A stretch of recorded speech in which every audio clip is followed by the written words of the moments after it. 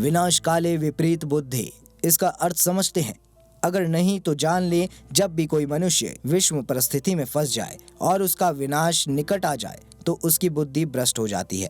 और ऐसा ही हुआ था दुर्योधन के साथ महाभारत के युद्ध में। अगर दुर्योधन सूझबूझ से ये निर्णय लेता तो जीत सकते थे कौरव। क्या था जो दुर्योधन की मंद बुद्धि नहीं समझ पाई? क्या था ऐसा जिससे वह युद्ध जीता जाता? क्या था वो गलत फैसला जिससे कौरव हार गए? चलिए हमारे साथ वीडियो की तरफ से जानते हैं पूरी कहानी को।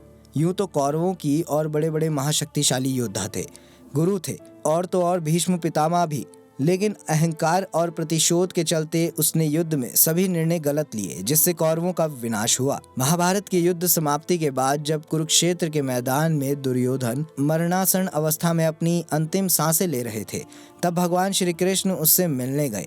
हालांकि भगवान श्री कृष्ण को देख दुर्योधन क्रोधित नहीं हुए, लेकिन उसने श्री कृष्ण को ताने जरूर मारे।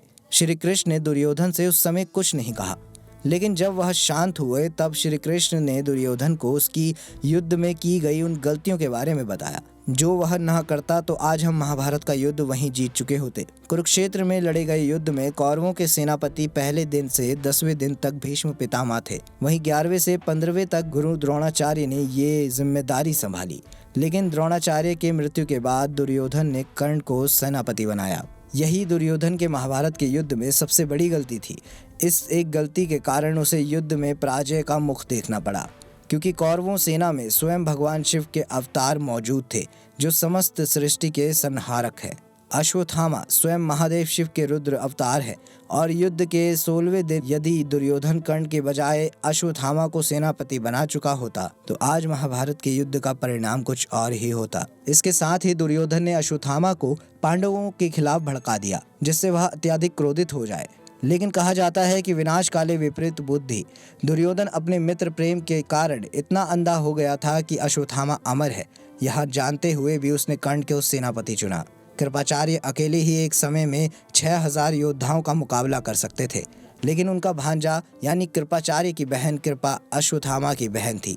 अश्वत्थामा में इतना सामर्थ्य था, वह एक समय में 72,000 योद्धाओं को छक्के छुड़ा सकता था। अश्वत्थामा ने युद्ध कौशल की शिक्षा केवल अपने पिता से ग्रहण नहीं करी थी, बल्कि उन्हें युद्ध कौशल की शिक्षा उन्हें महापुरुषों परशुराम, दुर्वासा, व्यास, भीष्म, कृपाचार्य आदि ने की थी। ऐसे में दुर्योधन ने अश्वत्थामा की जगह कर्ण को सेनापति का पद देकर महाभारत के युद्ध में सबसे बड़ी भूल कर दी थी। भगवान श्री कृष्ण के सामने ही अश्वत्थामा भी 64 कलाओं और 18 विधियों में पारंगत था।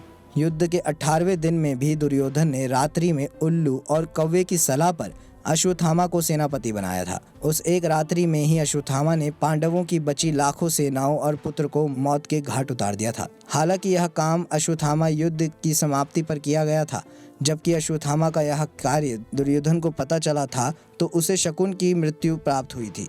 दोस्तों, देखा आपने किस तरह दुर्योधन अगर इस तरह नीतियां बनाता तो आज स्थिति कुछ और ही होती। अगर आपको हमारी ये वीडियो अच्छी लगी हो तो वीडियो को लाइक करें, शेयर करें और कमेंट बॉक्स में जय श्री कृष्ण लिखना ना भूलें।